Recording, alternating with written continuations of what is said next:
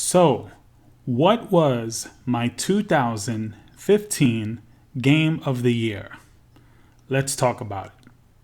What's up, my peeps? It's the turtle smashing, dragon punching, titan smashing, zombie blasting, race car drifting, multiplayer butt whipping, the collector of coins, rings, looms, rupees, and tanukis. I got food for self, emeralds for wealth, and med packs for health. I got the double jumps, turbo boost, time freezes, and invincibility. Leveled up all of my abilities. I run Vice City and made the Mushroom Kingdom better, and I am the first human Spectre. This is Mastermind, and welcome back. What is going on, peeps? So here we are. Finally, I'm ready to discuss what I thought were the top 5 video games of the year. Now, actually, let me clarify that a little bit, because before I go through with the list, these are my favorites. I'm not saying that one game is better than the other technically or anything like that. This is just my opinion on what I had the most fun with, which games surprised me, shocked me, just kept me thinking about it long after I was playing it, or if it was even that great, I just kept going back for more even after I was done with it. Now, we're already approaching the middle of the month, January 2016. I can't believe how fast already things are going. But I wanted to really sit down and reflect and think about what I thought the top games were. So it's going to shock some people, and I know a lot of you disagree, but let me just say that these top 5 games, I found almost nothing wrong with them. They were all almost perfect. So it was very difficult for me to choose. So it really just came down to probably preference as far as genre is concerned and what have you. So anyway, here we go. So number 5 was an Xbox One exclusive, and that was Rise of the Tomb Raider. Graphically, let me just start off by saying it's one of the most impressive games I've ever seen. It may be the best looking game on the Xbox One, and right up there with the best looking game I've just ever seen. So it's just gorgeous, it's beautiful, it's improved on every single aspect from the last Tomb Raider game. It was fun. Of course, the story is a little hokey and cheesy, just like Uncharted. You're not going to sit there and, it's not a Telltale game or anything like that, or Mass Effect, but what they presented and how they presented it was just so fun. It's like an Indiana Jones, or just something where when you're a little kid, it just has a lot of magic and wonder. And Tomb Raider was just great. I hope it really sells well. I hope when it finally comes out on the PS4, it sells well. I just want to see this game succeed. It's a great game, and it should be recognized as such. So that is my number 5. Number 4. This is where I'm going to cause a little controversy, because a lot of people are going to be upset over this, but my number 4 game was actually The Witcher 3. Now, I know that's number 1 and 2 on most people's list, and I will agree that technically speaking, The Witcher 3 has more to offer than any of the games probably on the list. It is the deeper game, more stuff went into it. The action is really good, the fighting engine is good, very good, incredible in fact. The graphics are amazing. The storyline is really great. There is really nothing majorly wrong with The Witcher. The Witcher is a fine, fantastic game. In my opinion, probably the best open world game ever made, and that is saying a lot. But why didn't it have my top slot, if you will? Is because I found some of the other games on the list just more fun to play. It wasn't that they were better. I just had more enjoyment out of it, and that's what this list is. This is my list, and that's why I stand with The Witcher 3. Incredible game, nonetheless. I love it, but it wasn't my favorite game of 2015. Number 3. Number 3 is actually going to go to Ori and the Blind Forest. It is another Xbox One exclusive. What can I say about this game? I am a sucker for the Metroidvania kind of games. I am a sucker for 2D games. And that is probably why I selected it as my number 3 because I just love these kind of games. And then I'm also a huge sucker for games with really beautiful hand-drawn kind of animation style. So I love games like Rayman. If you go back in the day, I love games like Astal on the Sega Saturn. If you've never had a chance to play it and you ever get the opportunity to play it like on an emulator or something, check it out because it was such of a great and fun game. That was like one of my favorite eras in video game, was actually the kind of like beginning of the 3D realm of games, because we started getting great 2D games. You know, I remember Gex, I remember Clockwork Knight, I remember just all these different games that I really liked, these 2D games. And of course, the Super Nintendo and Genesis days I loved. And when the PlayStation finally came out and was killing everything, the best game on the PlayStation was actually Castlevania Symphony of the Night by most people's standards. And that is also one of my favorite games of all time. I love the remake of Strider.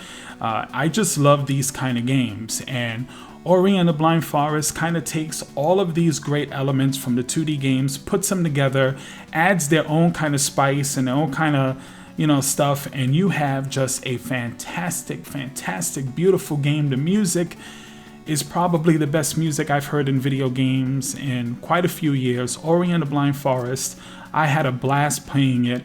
I wanted to explore every little inch of that map, and I basically did, and it was just great. Had tons of fun with it, and just a fantastic game. So now we're getting to number 2.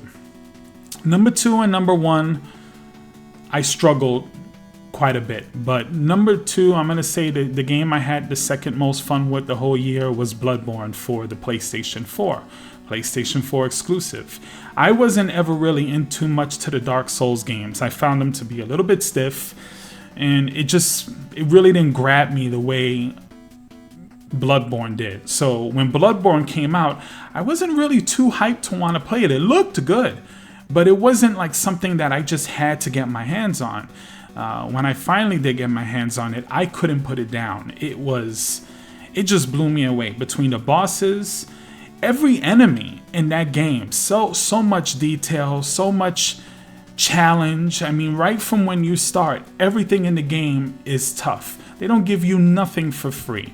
You can't take one enemy for granted. You can't, because you'll end up getting killed. You have to pretty much focus the whole way through. Now, of course, as you go on later on in the game and you become more and more powerful and you start farming and just buffing up, obviously some of the enemies are a lot easier to deal with, and that's fine, but they're still a threat. No matter what you do, they're still a threat. The game is a lot larger than I thought it would be. Even as I'm playing it, for the first 15-20 hours, I'm thinking, okay, you know, this is going to end pretty soon. And then some whole new area opened up, and I was just like, oh gosh. And then you're exploring everything there and doing all of this stuff. And then the story, it doesn't just hand you things. Nothing in this game is just handed to you. Everything you have to work for, fight for, all the secrets, all of the enemies, all of the bosses. The graphics are great. The music is great. There's nothing wrong with Bloodborne. Bloodborne, to me, for that style of game, I will from now on, from this moment on, be a fan of anything From Software brings out because of Bloodborne. And I hope they continue to give us that quality of gaming, because that is what gaming is about. And same thing with the Xbox One exclusives on this list. I hope that this game continues to gain popularity and it gains in a lot of new fans. I know for games like this with the blood and the gore and the difficulty, that automatically is going to turn away some gamers. But if you give it a chance and you really, really stick with it, it's probably the most rewarding game. So I hope it sells well. I hope that people really support it, because those are the kind of games that we need as gamers.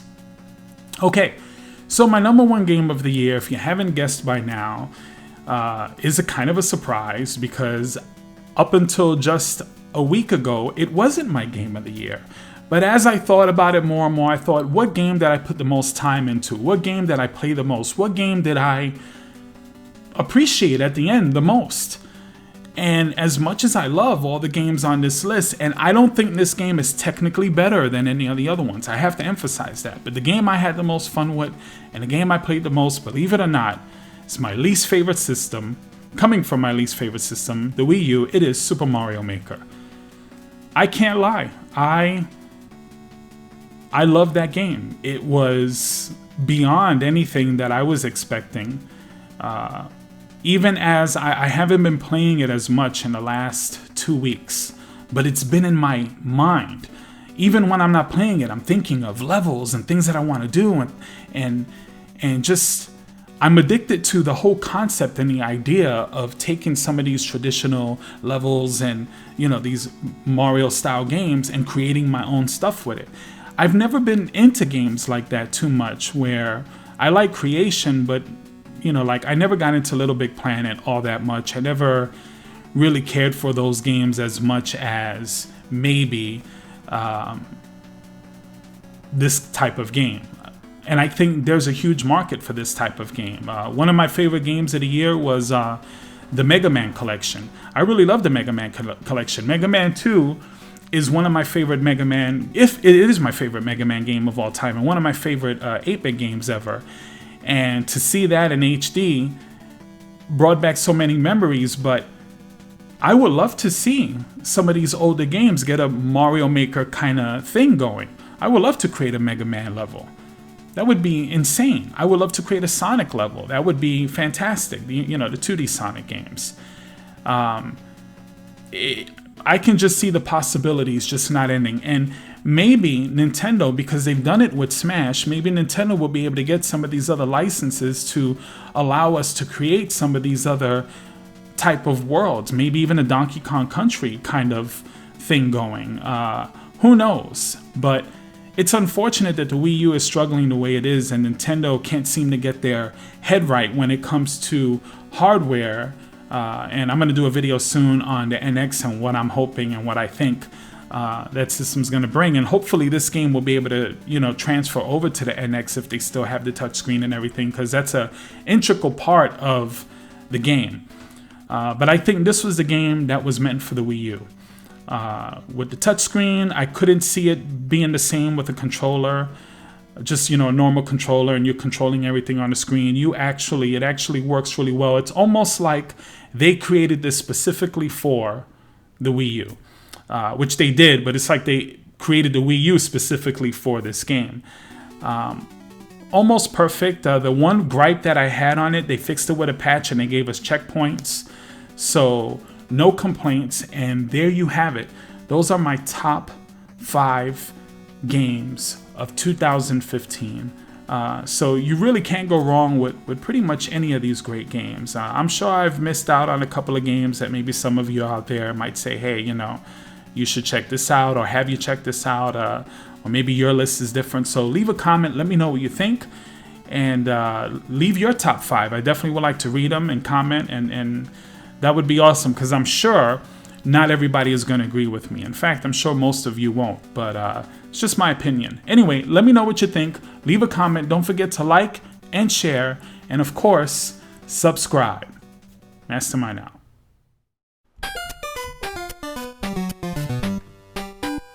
Da da da da da da da da. Shut up. Da da da da da da da da da.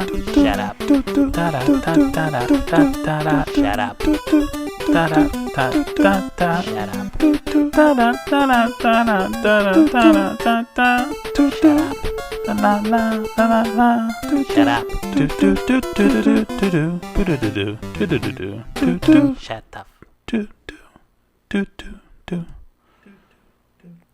Mastermind. Subscribe.